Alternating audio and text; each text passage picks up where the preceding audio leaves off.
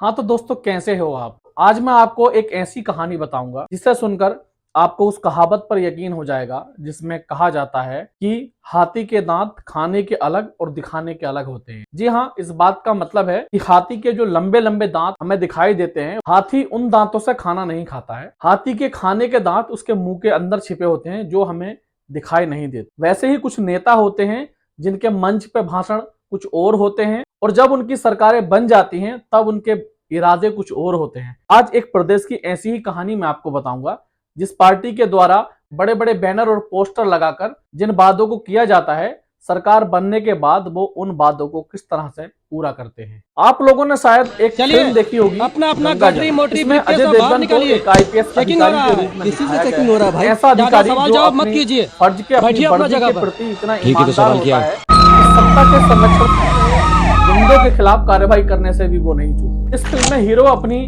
जिम्मेदारी को निभाते हमारे हुए पुलिस स्टेशन ठेकेदार चला रहे हैं। गुंडों के खिलाफ जब कार्रवाई करता है, हमारी तो गाड़ियां उसे पेट्रोल पंप लंबी वालों की छुट्टी दया पर पर भेज चलती दिया है। जाता है।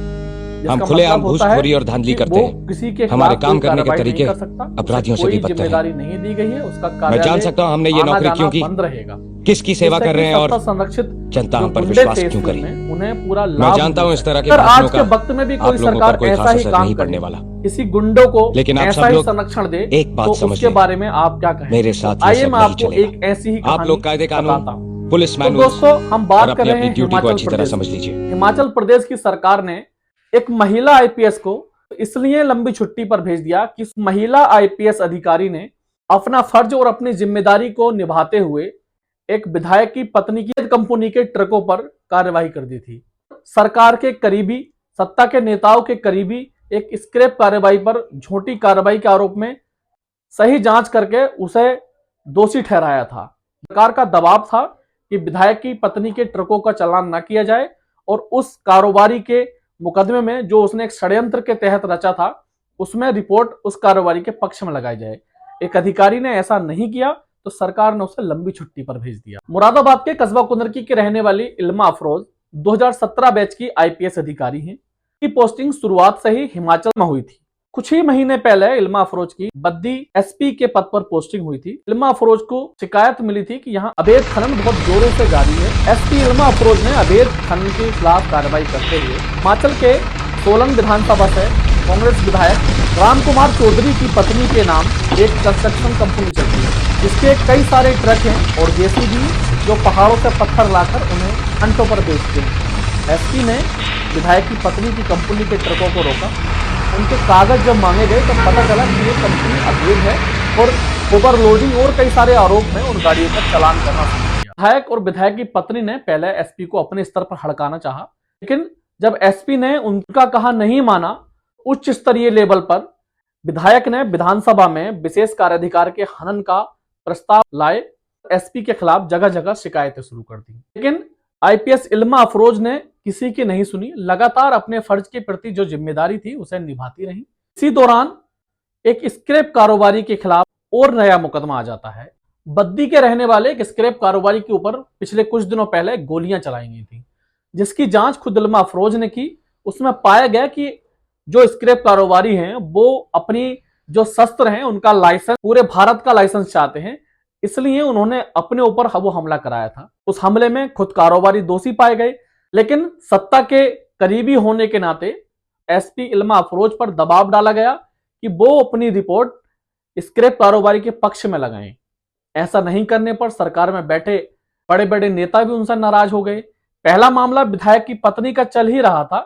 ये मामले चल ही रहे थे कि विधायक राम कुमार चौधरी ने एसपी इल्मा अफरोज पर एक और नया आरोप लगा दिया।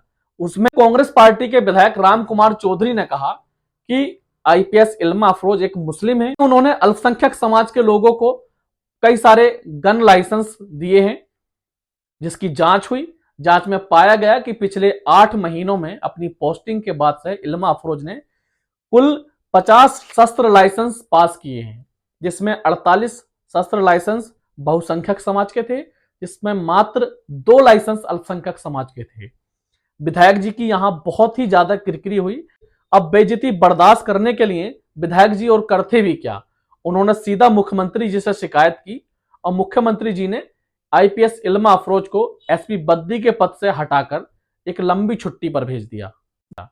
यहां बात यह नहीं है कि एक अधिकारी को लंबी छुट्टी पर क्यों भेज दिया, यह सरकार का अधिकार है, लेकिन बात है यहां कांग्रेस पार्टी के नेतृत्व की। श्री राहुल गांधी जी हमेशा अपने मंचों से बड़े बड़े वादे करते हैं, कहते हैं हम बेटियों के लिए ये योजना लाएंगे, बेटियों के लिए ये योजना लाएंगे।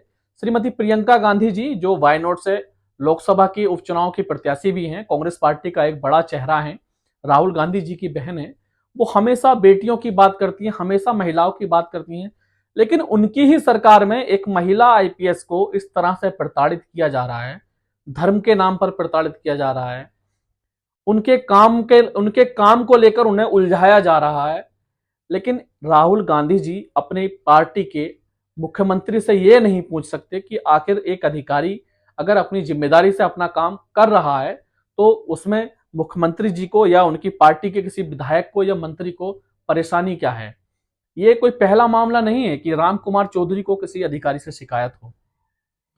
इन्हीं से जुड़ा हुआ एक और पुराना मामला मैं आपको बताता हूं जहां बिल्कुल यही हुआ था। अब मैं आपको बता दूं कि कौन है राम कुमार चौधरी।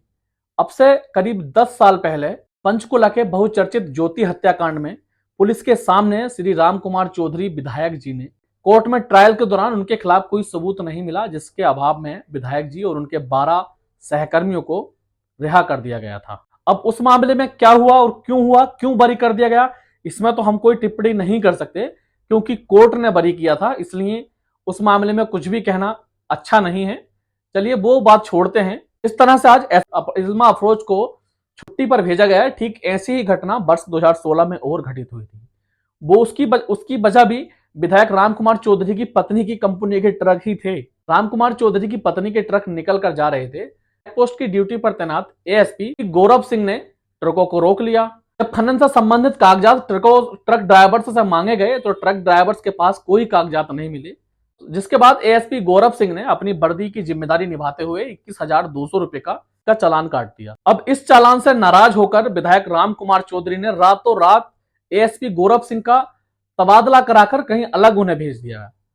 इस बार तबादला कराने में असमर्थ रहे क्योंकि कोर्ट के कुछ आदेश हैं जिनकी वजह से एसपी इल्मा अफरोज का ट्रांसफर नहीं किया जा सकता। इसी वजह से सरकार ने उन्हें लंबी छुट्टी पर भेज दिया, जिससे कि सरकार के मंत्री, सरकार के दोस्त, स्क्रैप कारोबारी खुश हो सकें और सरकार की और उनके आपस की दूरियां कम हो सकें। अब आप सोचिए कि क्या बेटी बचाओ बेटी पढ़ाओ जैसे बड़े बड़े नारे देने वाले लोग या बेटियों के लिए हमेशा बड़े बड़े मंचों से बात करने वाले लोग क्या एक महिला आईपीएस को उसकी जिम्मेदारी निभाने से रोक रहे हैं? तब कोई उनसे पूछने वाला नहीं है कि आखिर आप एक अधिकारी को उसके निभाने में उसके फर्ज की जिम्मेदारी निभाने में बीच में अड़चन क्यों डाल रहे हैं। कोई पूछे श्री राहुल गांधी जी से कि आप पूरे देश में घूमकर बेटियों की बात करते हैं और आप ही की सरकार में एक महिला आईपीएस को किस तरह से प्रताड़ित किया जा रहा है, आपका विधायक उस पर नए नए आरोप लगाता है, एक भी शब्द राहुल गांधी जी या उनकी बहन श्रीमती प्रियंका गांधी जी बोलने को तैयार नहीं है।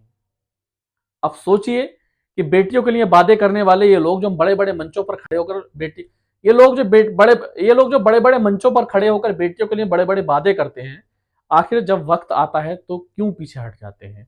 मैं आपसे यही कहूंगा कि आप किसी भी पार्टी के कार्यकर्ता हैं, आप किसी भी पार्टी को वोट देते हैं, लेकिन जहां सच की बात आती है वहां आपको सच का साथ देना पड़ेगा, आपको सवाल पूछना पड़ेगा।